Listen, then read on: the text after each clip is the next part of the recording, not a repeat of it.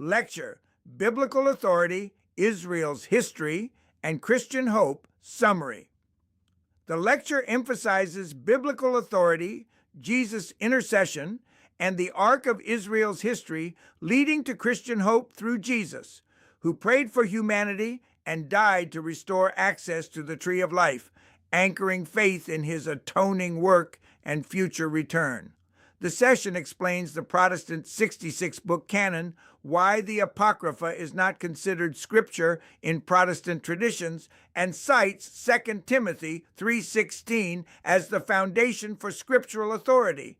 It traces Israel's governance under God, the rise of the monarchy, Saul, David, Solomon, the division into the northern kingdom, Israel, and southern kingdom, Judah, and the captivities, Israel by the Assyrians and Judah by the Babylonians, followed by successive imperial rule, Babylonians, Persians, Greeks, Romans.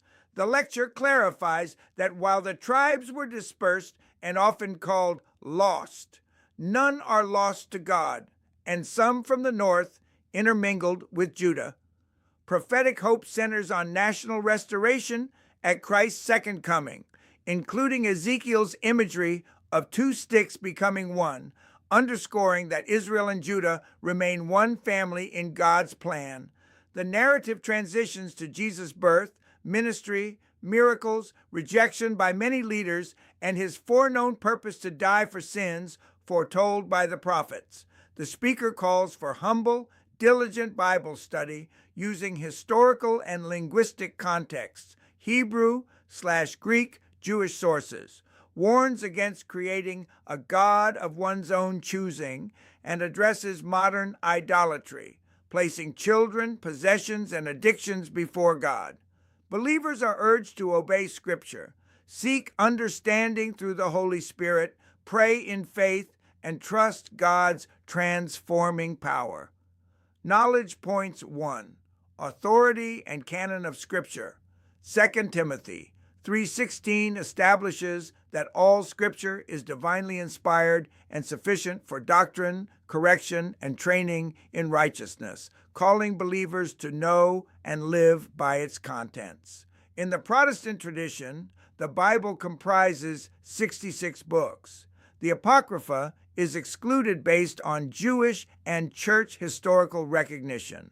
Different canons, for example, Ethiopian Catholic, include additional books.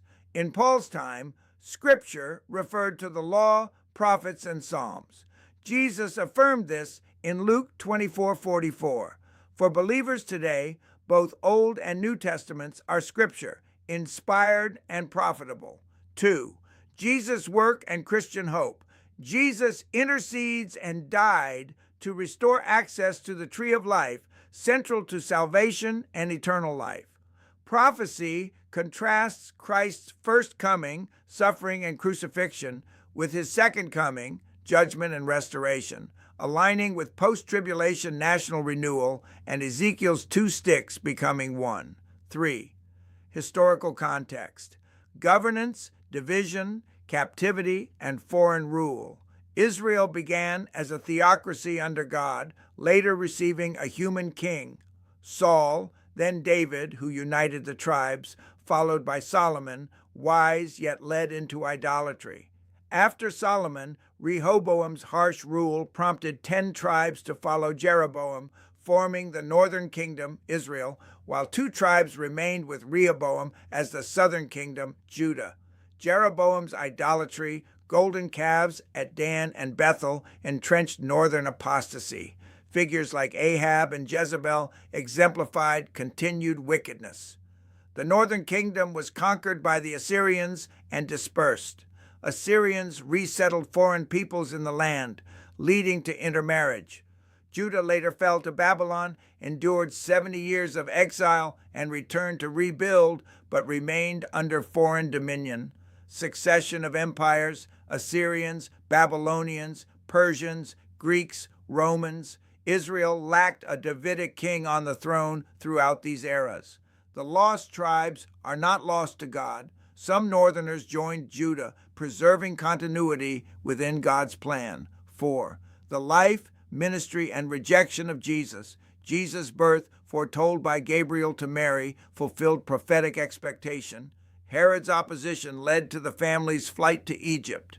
Jesus' ministry began with miracles, for example, turning water into wine, and included healings and raising the dead, confirming his messianic identity. Despite fulfillment of prophecies, many leaders rejected him, accused him of demonic power, and sought false witnesses, yet his rejection and sacrificial death were foretold and purposeful. 5. Scripture, engagement, and discipleship.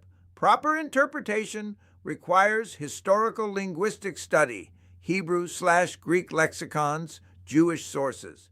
Modern meanings should not be imposed on ancient texts. It is acceptable to not understand Scripture initially. Believers should seek wisdom, ask questions honestly, and rely on the Holy Spirit for guidance.